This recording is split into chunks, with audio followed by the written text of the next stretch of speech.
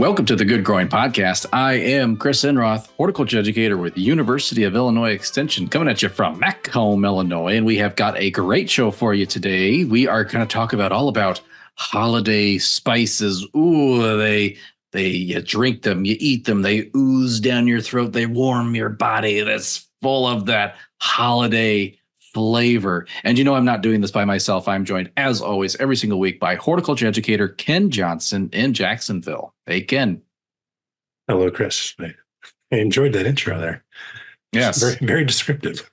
That's how I picture spices. They like, it's this warming sensation we get from a lot of these spices. They kind of start with the flavor and they just kind of tingle all the way to your extremities. And I don't know. That's like what I think about when I think of spices. Like, ooh, yeah.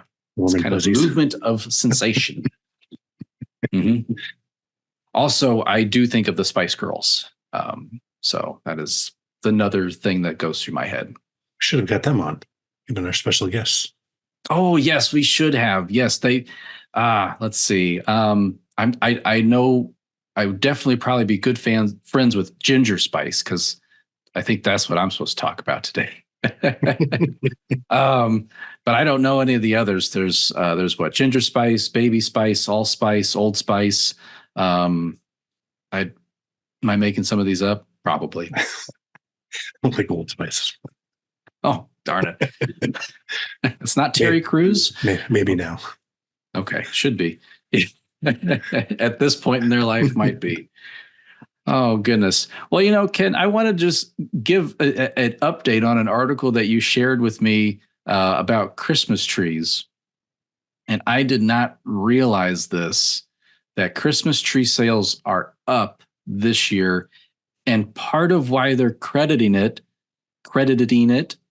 is the fact that Taylor Swift announced that she was raised on a Christmas tree farm.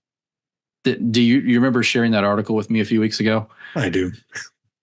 That's crazy. The economic reach of this woman is just, it's mind-bending and boggling. Power of celebrity. No doubt. My goodness. NFL loves her, and now Christmas tree farmers are loving it. So yeah, I had no idea. You get her to say she's a fan of Good Growing. It's her favorite podcast. I've been trying to get her on here, but still just get a busy signal every time I call that number. I think is hers. This line has been disconnected. Yeah, don't call again. Oh yes. Well, then at least we can do some fun hashtags here for this podcast. Hashtag Spice Girls. Hashtag Taylor Swift. So we'll get all kinds of new audience members today as we talk about holiday spices. So Ken, maybe we need to clarify, because when we talk spices, I think something to note is that ginger was named the herb of the year for 2023, but I've never thought of ginger as an herb. I think of it as a spice. So what's a spice? So I think a little bit it's going to depend on who's defining it. I think for most people and most definitions, it's going to be the roots, the flowers, fruits, seeds, or bark. Basically anything other than the leaves of a plant would be considered a spice. Typically, they're going to be from the tropics, whereas herbs are going to be leaves, usually more temperate regions. And usually with spices, we use them in small amounts, whereas herbs, you may use more of them when you're cooking. That's probably more the culinary definition than I don't know if there is actually a botanical definition for spices, but I think that's typically what it's meant by spices. Everything but the leaves, small amounts, typically originating from the tropics. Okay. Well, and I guess also maybe it is our European viewpoint upon which we were raised, but a lot of exploration was driven by spices. So Europeans going to the tropics, seeking out these unique flavors that they could mix and match in everything from drinks to baked goods to, warm, hot soups and dishes, things like that. So, and a lot of it involved Europeans meddling in the politics of those local indigenous tribes that were growing these and causing all kinds of problems. So, what do you know about spice trade and how it started? Yeah, it's kind of the quote unquote age of exploration. I think in large part, at least my understanding, was kicked off by the spice trade trying to find a shorter route to Southeast Asia and stuff where a lot of these spices are coming from. So Columbus trying to find a shorter route and quote unquote discovering America, even though there's already people here, and Vikings found it, landed hundreds of years before. And that kind of kicked everything off, trying to find these shorter routes. The Americas are discovered by Europeans. And then you've got wars being fought over control of the spice trades and islands and stuff in Southeast Asia and all of that. And I remember how this stuff was so valuable. It was Magellan's journey around the world. I think he started with 5 ships, 250 sailors, and by the end of it, he had 1 ship, 18 sailors. But I think they brought in like tons of spices, and they considered that a successful voyage. They lost hundreds of people, but successful voyage because they brought back tons of wealth when it comes to the spices that came back to Europe from that trip. Yeah, and kind of whoever controlled those sea passages and then those islands and stuff, they were rather wealthy because they could bring this in. In a lot of cases, they cornered the markets on these, so you could only get them from that one country and stuff, and made lots of people very wealthy. Well, and all of the different spices we'll talk about today, I know in doing a little bit of reading, they're the ones such as like peppermint. I think it's also cinnamon. Some of those, they were used as a currency. I think it's even written in several old scripts from the Bible to so on. Other, what's his name? Not Thorin. Thorin Oakenshield from Lord of the Rings. Something the wise, something the I lost it. Anyway, well, some guy back in the day, some old dude. And but anyway, they use things like peppermint leaves to pay debts. And like, whoa, considering how fast mint grows, I'd be really rich. So anyway, I guess, Ken, should we get started and dive into our very first spice for today, which is going to be one that I don't use that often, but I do have in my cupboard just in case I ever need it: nutmeg. So how do you use nutmeg, Ken? And how do you use it? And yeah, what is it? I think the only time we really use nutmeg is like desserts, pies, something like that. Mm-hmm. But it's used a lot in baked goods, confections. I've seen potatoes and meats and sausages and other sauces and stuff used on vegetables. If you drink eggnog this time of year, that brown stuff they grate on top or sprinkle on top, that's going to be nutmeg. So a lot of different things. Maybe not so much for Americans or maybe Northern European descent, but more so probably Asia, where this is going to be native to, and stuff like that. It's going to be a little more widely used. Okay.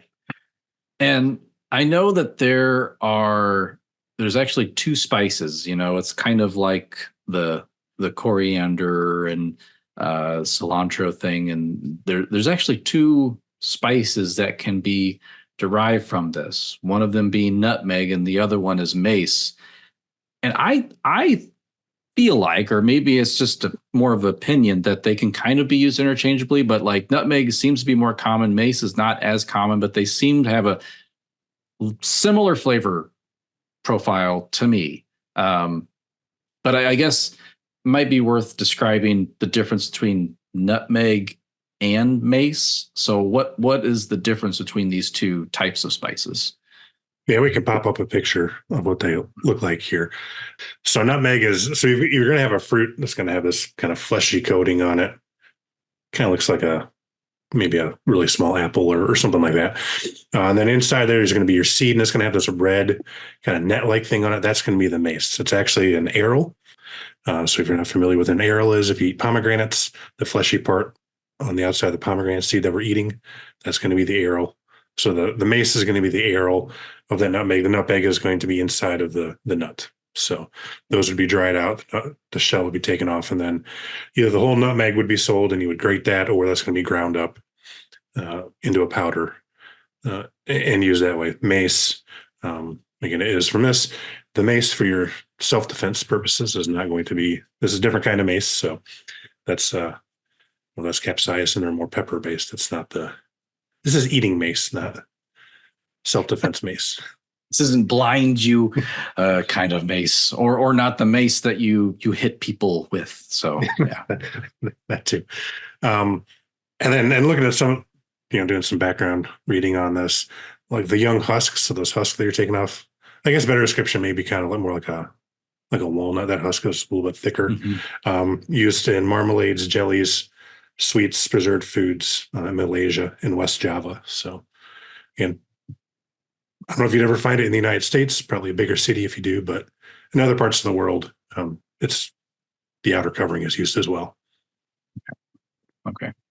And I guess when it comes to growing nutmeg, are we talking, because I get nutmeg confused with hazelnut a little bit, because they're kind of like, I feel like they become deployed around the same time of year, but hazelnut, I guess I should clarify.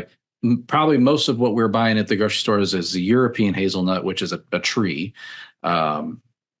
American also, we also have the American hazelnut, which is a shrub. But so is nutmeg?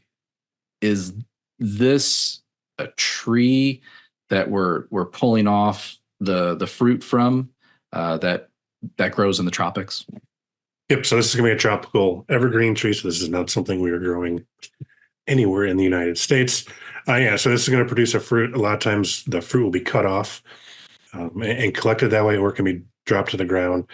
Again, from reading, one of the reasons they don't necessarily want it dropping to the ground is you increase chances of contamination as that husk breaks open and the seeds exposed. So a lot of times, or in many cases, they'll cut that out of the tree and collect it, and they'll dry it and then go and sell it either as the mace. And I've never had mace personally. I think it's just a little more mild and sweeter compared to nutmeg. If anybody's ever used it, you can put that in the comments and correct us if we're wrong. Yeah, let us know how it tastes. I thought that I've used it before. Actually, I know I have. It's something that when I was growing up, it was always in our spice cabinet for some reason. I'm not sure why. My mom must have really liked it. So I don't think I'd ever heard of it until we started doing this. So when it comes to these trees, is this something, do you know, is it grown in an orchard setting? Are they climbing up and hand picking these out of the trees? I know kind of industrial automation kind of, you get like a shaker. Sometimes you shake them, but then you have to catch them. Like you said, you don't want them to become contaminated by landing on the ground. So are these like orchards, or are these trees growing out more like plantation style and almost naturalistic in the wild? I think it's probably going to be, nowadays you probably have got orchards or stuff set up. I wouldn't be surprised that, small scale, they've got them, here and there, but I would think, I don't know for sure, but I would think it's probably going to be a little more industrialized nowadays. And there probably was even when the Dutch and all of that were in charge of it. And we didn't even go into the with the Dutch and stuff and how they, some of the atrocities that kind of they inflicted on people of these islands. These plants are native to. So when these are native to the Moluccas Islands, Spice Islands. So I think there's 11 islands that these trees are native to. the Banda Islands, and the Dutch had control. The Portuguese had first kind of claimed these islands and were trying to control the trade. Weren't terribly successful. Dutch pushed them out, and they started taking over the trade. At one point, they completely wiped out most of the native islanders in that area. It was estimated there was 15,000 people there. By the time the Dutch were done, there was about 1,000, 2,000 left.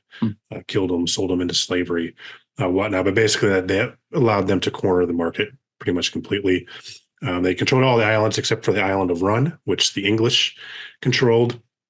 So in 1667, the English traded the island of Run to the Dutch, and the Dutch got the island of Manhattan. So, and when that happened, the Dutch completely controlled the nutmeg trade. And then the English got Manhattan, and the rest is history. Man. And probably for each one of these spices, we could dive into a tumultuous political past of atrocities and horrible things that people with the color of skin I have did to native populations that where these trees grew wild and native. So we'll try maybe to touch on each one of those, but I don't think we have time, Ken, to do a deep dive like we've done for our last couple of shows as like poinsettia and mistletoe, because we have a lot more spices to get through too. So 10-parter here. We might break this puppy up. I don't know. But our next spice is another one that I think has been credited as one of the oldest recorded spices in history, and that is cinnamon. Now, cinnamon is something that I think it shocks a lot of people in terms of what it actually is. Because a lot of us are used to the powdered cinnamon. Sometimes, I mean, you've probably seen cinnamon sticks, but it's actually technically not a stick. What is cinnamon? Where does it come from? Yeah, so sticks are, I guess the technical term or the trade term would be quills, is actually the bark of these trees. So these are another tropical evergreen tree. They're native again to in Asia, India, stuff like that. I think they found evidence of this being used 7,000 plus years, tracing back. So again, long time. China, Vietnam, Sri Lanka, that part of the world is where it's going to be native to. These are trees, but in commercial production, typically they're going to be coppicing these. So they're going to cut them down at the ground, and that's going to send off a bunch of shoots. So they're growing these as shrubs instead. Let those new shoots grow for a couple of years. They'll harvest them. You can cut it back hard, send out new shoots.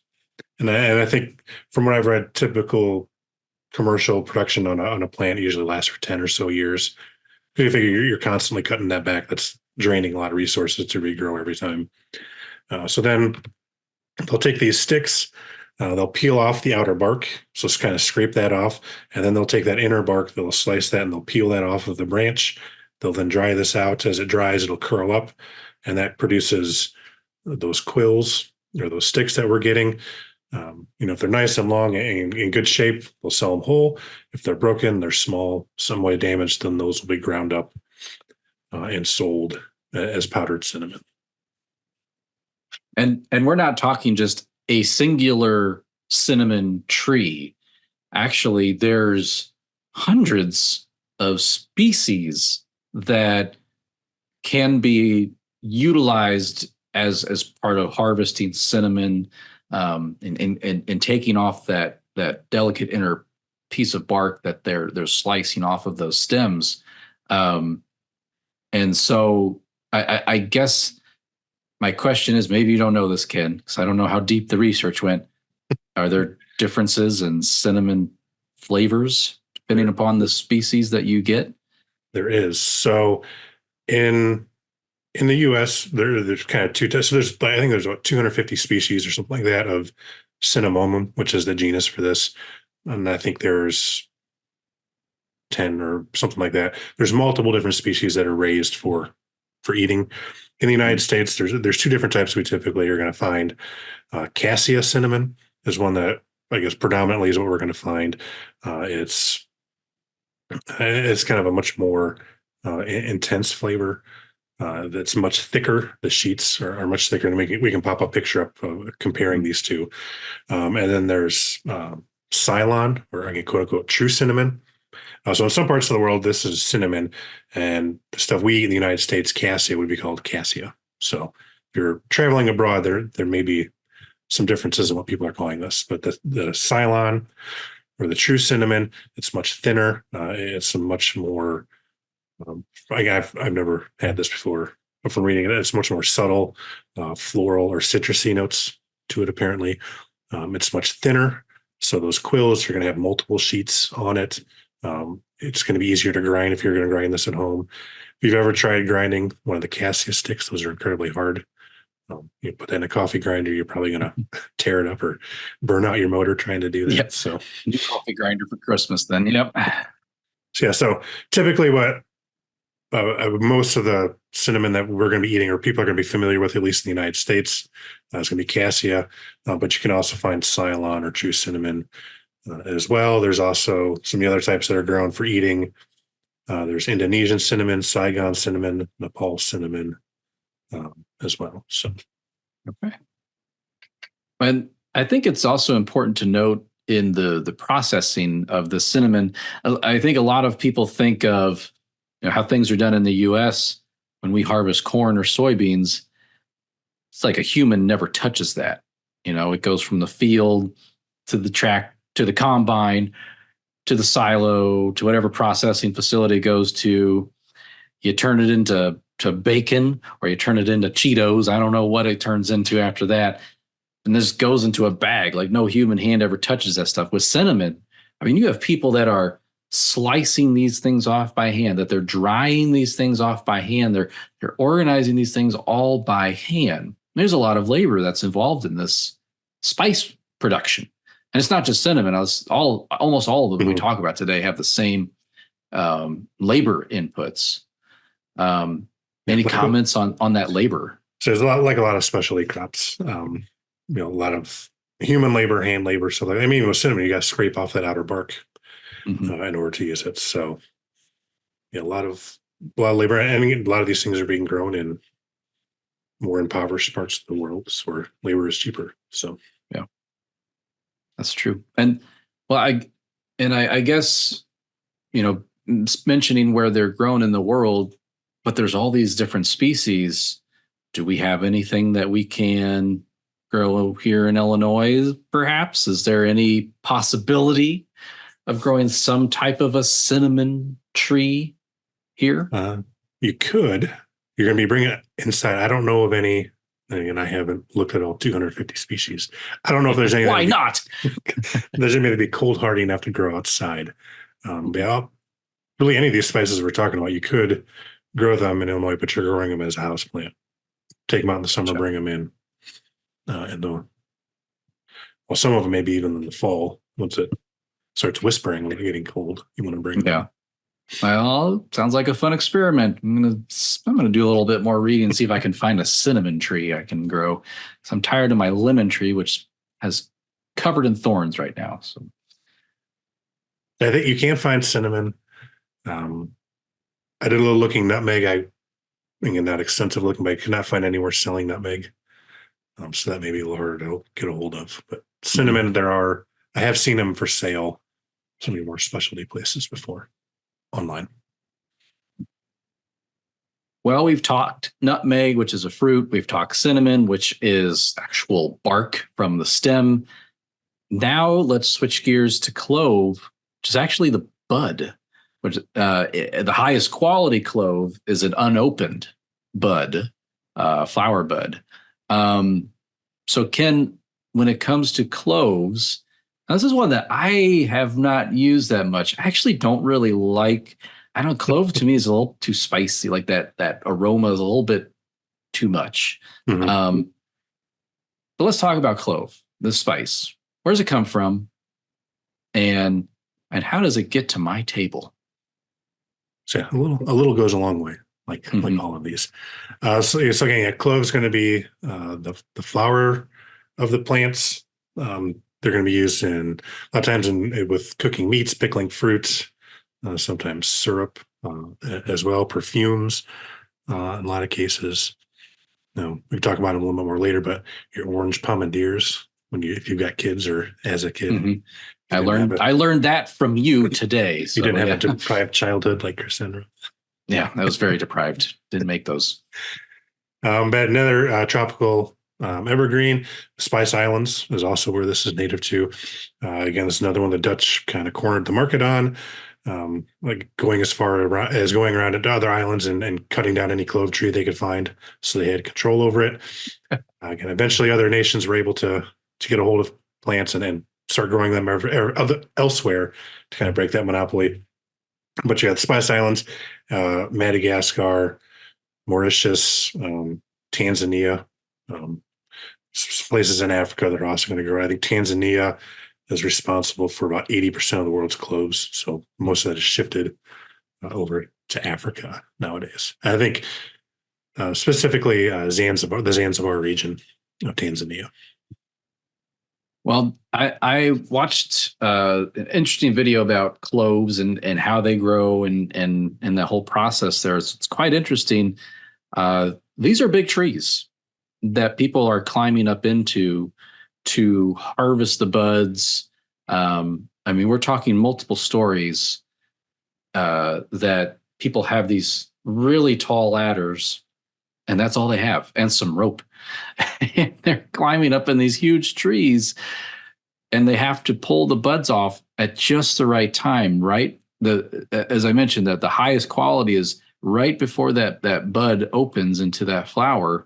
And because of this, because it's a flower bud, a lot of it is harvested by hand to get the highest value from that clove. So from that point, after they're up in the trees and they're pulling it out of the tree, making sure not to destroy the bud, or you don't want the bud to fall off the stem that they've pulled out of the tree. Now they got to dry it and grate it, and then they sell it.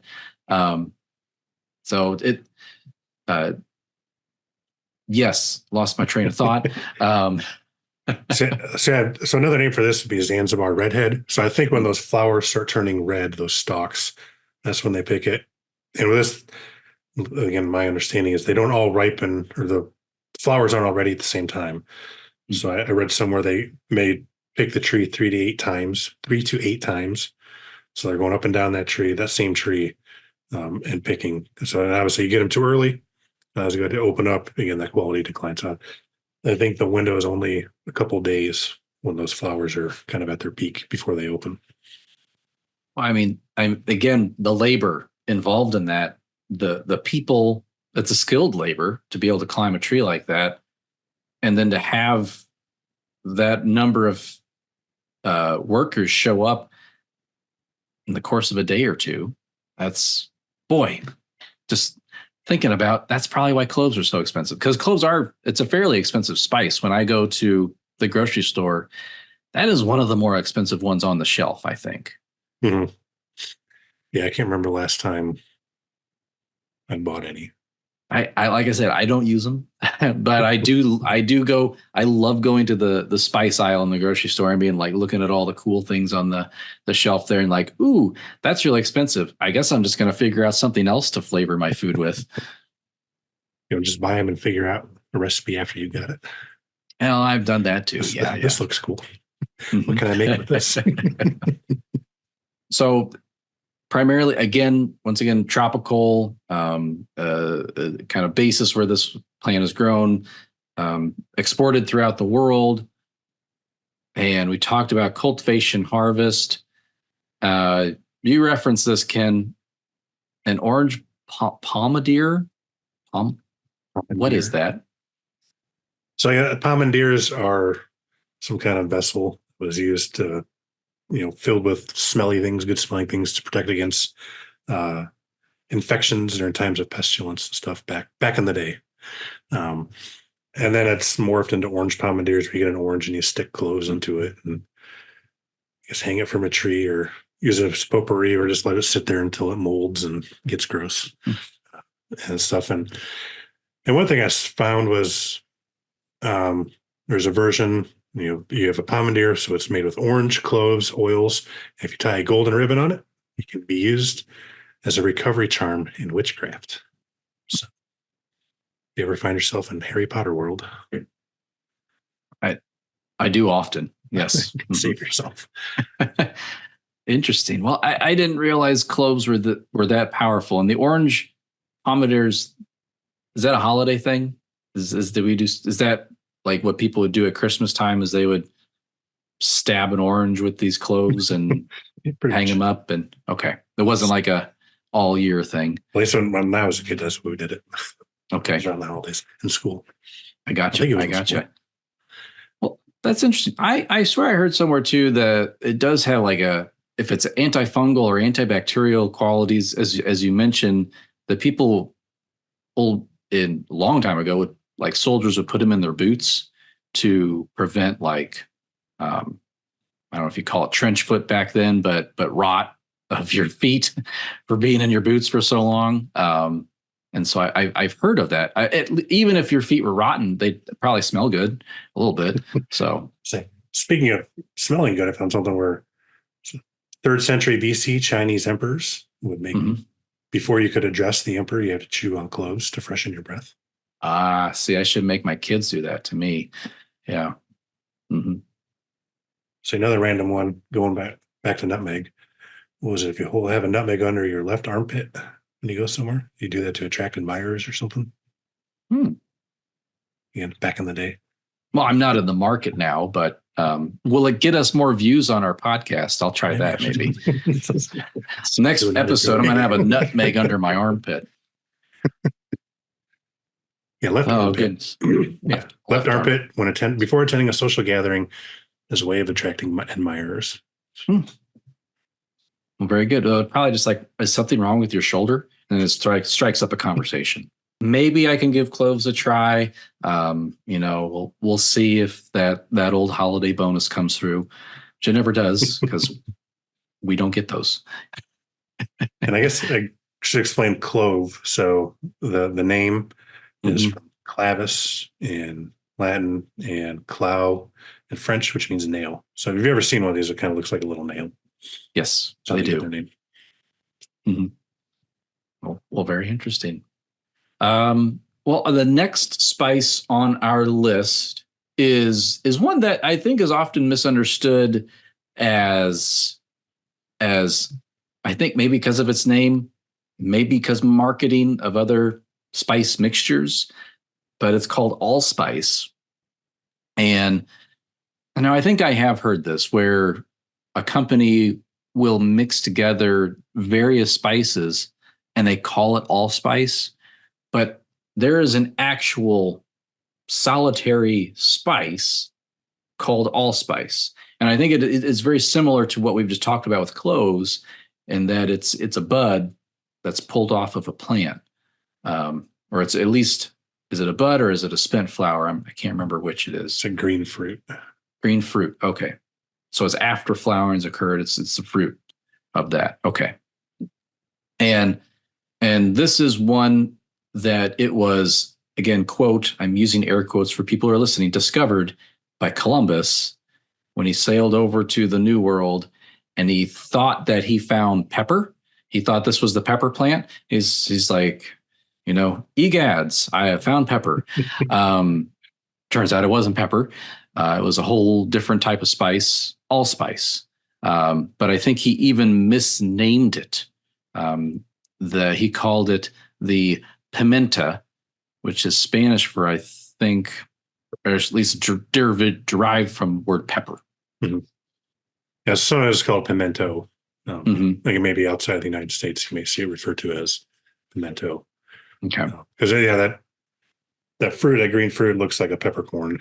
And if you're familiar with what peppercorns look like, it's kind of that small round ball. So allspice. This is kind of a New World tropical from this part of the world. Well, not Illinois, but south. And so when it comes to utilizing this, how do people utilize allspice? Is there a particular baked goods, meats? Where does it go into? Yeah, so this is going to be Caribbean, West Indies, Mexico, Central America is where this tree is native to. And it's used a lot in Caribbean cuisine, so jerk seasoning, mole sauces, marinades, pickling, stuff like that. There's even a sort of a rum or liqueur, rum-based liqueur used. This is made with allspice. Yeah, and then here in the United States, primarily for desserts, apparently Cincinnati-style chili. This is what gives allspices gives it its distinctive aroma and flavor. I've never had Cincinnati-style chili, so I can't comment on that. But if you have, let us know. And so, in terms of its harvest, this is as you mentioned, native to the Caribbean. When it's harvested from the tree, I'm guessing it is a kind of similar process, in that it has to be dried, and then it's just shipped as clove. However, the allspice in my pantry is a powdered allspice, and I will say it's delicious. I do actually use it quite a bit on seasonings like jerk chicken. But even if I make like a curry, I like throwing a little bit of allspice in there. It just kind of gives it a little bit more like that kind of that body of flavoring. Yeah. Something extra. A little bit of something there. Yeah. I don't know what it is. I really do like it. Yeah. Yeah. So the fruit, you're going to have these green fruit. They're picking those a couple months after the fruit is done, or the flower is done. So it's been developing for a few months. They're still green. They're not fully ripe. They're picking those again, drying them out, picking out any fully ripe ones, and so on. And that drying time can take, is usually for all these, it's going to be several days that they're drying these out, either on mats. Sometimes for like allspice, they'll have kind of cement pads they'll do it on. Then they'll bag those up and ship them out. The fruits, the whole fruits have longer shelf life than powders, so that may be one advantage to getting the whole fruit compared to a powder. If you're not going to be using a lot of it, then you have to crush it up. So I think this is one you can find. Remember, you can find plants if you want to grow this. Let's say relatively easy, but places do sell these. It may be a little. Trying to think if this is one that's a little trickier to grow compared to some others. But I guess for all these that we've talked about so far, again, you're growing them as house plants, you're bringing them in. Typically, a lot of these are going to like temperatures, don't like them below 60s. So you're bringing these in much earlier in the year, lots of sun. Typically, most of them are going to need well-drained soils. So they like that moisture, but they don't like the heavier soils. So making sure you've got a lot of perlite or something in there so you have good drainage in your soils. Again, these are all tropical, so high humidity is going to be important. So clustering plants, running a humidifier, something like that, if you wanted to attempt to grow any of these we've talked about so far. Yeah. Yeah, definitely. Humidity is an issue. Boy, I especially felt that recently with our cold snap, and the heat furnace really kicks on more often, dries that air out. But I do highly recommend clustering those plants together. I think it really does help a little bit in at least creating a microclimate of humidity around them. Yeah, or like you do with, it tends to do like with orchids, where you have your tray with gravel and water in it. Just make sure your pots are elevated above that, so they're not sitting in the water. But again, create a little bit of a higher humidity microclimate. Leave them in the bathroom. Take nice hot showers. Hot showers with your plants. I used to share a shower with an orchid, so it died. Turns out there was a lot of water getting in the pot that I didn't realize. So, yeah. Well, okay, let's switch gears ever so slightly. We have talked about fruits, barks, buds. Let's talk leaves, which is kind of herby, but this next one is also like a quintessential holiday flavor, peppermint. So Ken, what is peppermint. And how does this, is this different from like a spearmint for all of us people who, I do my best to not grow mint for reasons that I'll tell about later. Yes. Yeah. So this is a mint. So it's going to have the same challenges, potential drawbacks as other mints if you do decide to grow this. So this is different than spearmint. So peppermint is actually a hybrid. It's a hybrid between what is it? I think it is watermint and spearmint. Mm-hmm. And spearmint. Yeah. So this is going to have a higher menthol. So this has got a higher menthol contents. That's kind of usually that cooling sensation that we associate with mint. It's got a higher menthol levels in it than spearmint does.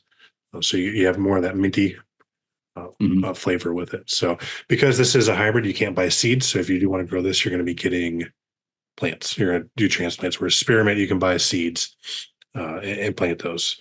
Telling them the difference between a peppermint's going to have dark green leaves and reddish stems. Spearmint's going to be lighter green, as have more pointed leaves as well. So your peppermint, then our flowers are going to be lavender, kind of purplish, while spearmints are going to be pink. See, a thing about menthol that I just learned about as I was cramming before the show is that the chemical of menthol tricks your brain into thinking that it's feeling a cold sensation.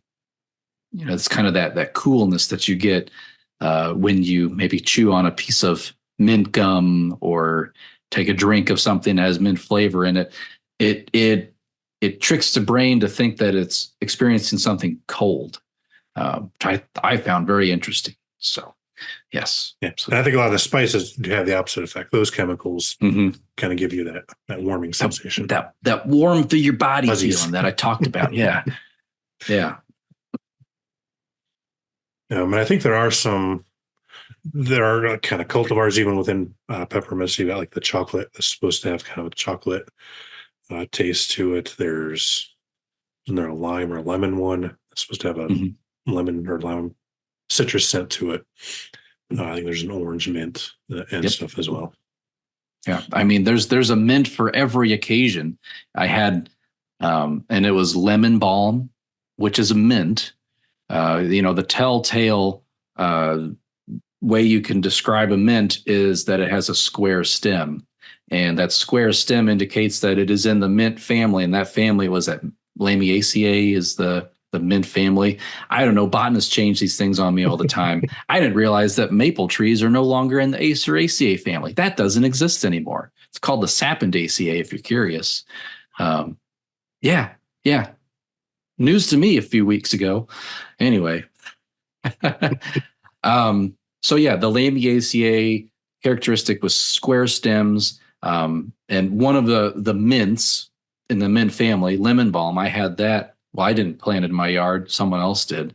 And it will never leave. I'll always have lemon balm in my yard forever because it just grows and spreads like crazy. Yeah, and like peppermint's hardy to zone 3. So if you grow it outside, it's not going to winter kill. Yeah.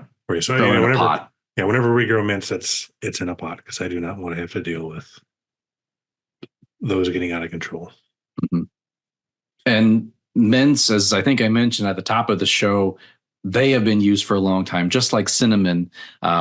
So they have found traces of both cinnamon and peppermint in the tombs of ancient pharaohs.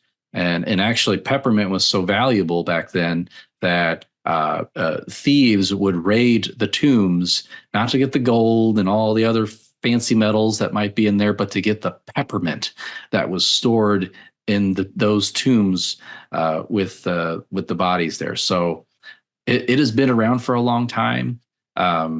It's been utilized from ancient Egypt, from medieval Europe, and it is a very, very popular flavoring today. I think, as far as I can tell, in the limited reading, and I do not study the economics of peppermint that often, but I believe this is the most widely produced essential oil, peppermint, throughout the whole world. Is the the most popular, the most common essential oil is peppermint. It's a lot of candy canes. It really is. Yeah. Move on to the star of the show here. No, just to me. It's just my best friend. So yeah.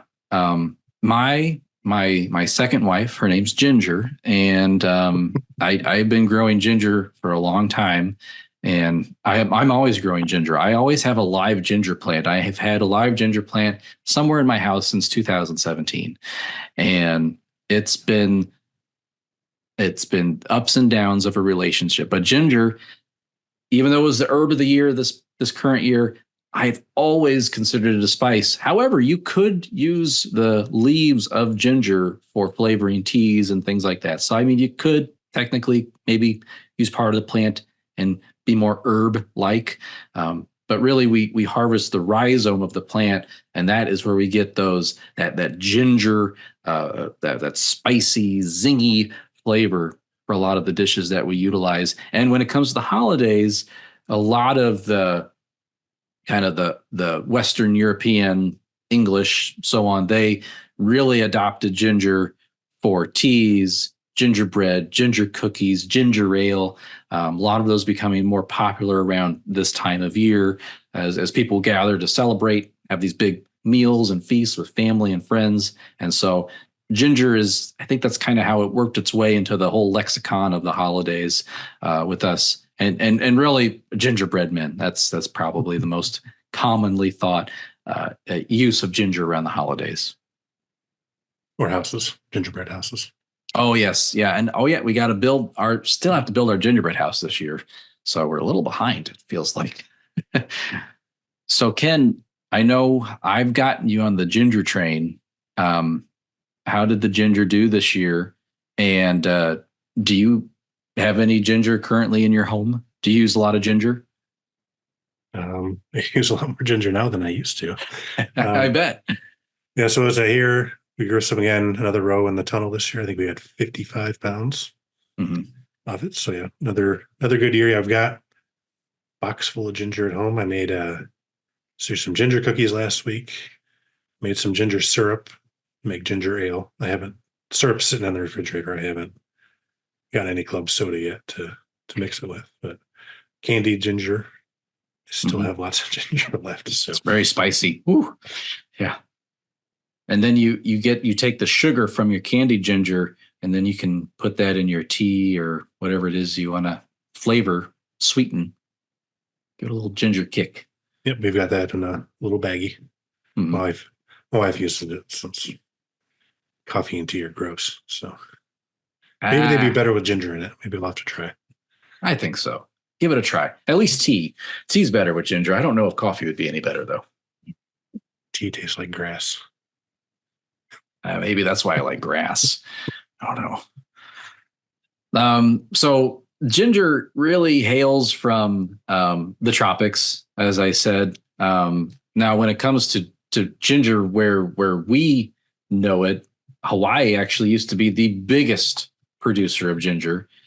But then they got this little bacterial wilt in their soil that totally nixed growing ginger basically throughout the whole state of Hawaii. Their soil is all infected with bacterial wilt, which makes it impossible to grow ginger in the ground. And so we still do get so if you wanted to grow ginger here in Illinois, you can order ginger seed pieces from Hawaii, but those are all grown hydroponically. None of them are necessarily grown in the ground. Actually, they very actively avoid putting the ginger anywhere near soil, places like that. But you can grow it here in Illinois. Just like everything else we've talked about, it is a house plant, essentially. You bring it outside in the summer, and then you have to bring it in once it starts. Any risk of freeze is getting close. You got to bring it inside. And ginger has a dormancy period. So that's part of its life cycle, is it has to go dormant.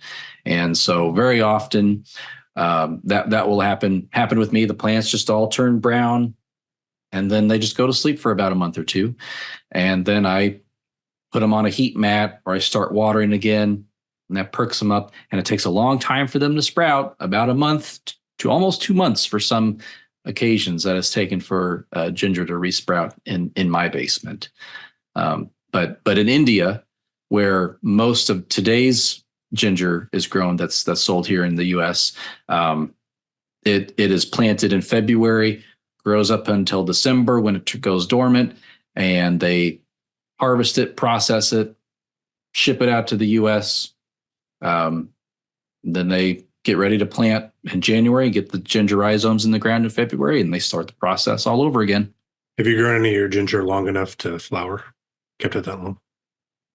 Yes, but I've not seen the flower. So the flower usually occurs in late September, more often in October, but the flower is the trigger for dormancy. So you know that when you see that ginger begin to flower, that about a month and a half later, the leaves will start to turn brown.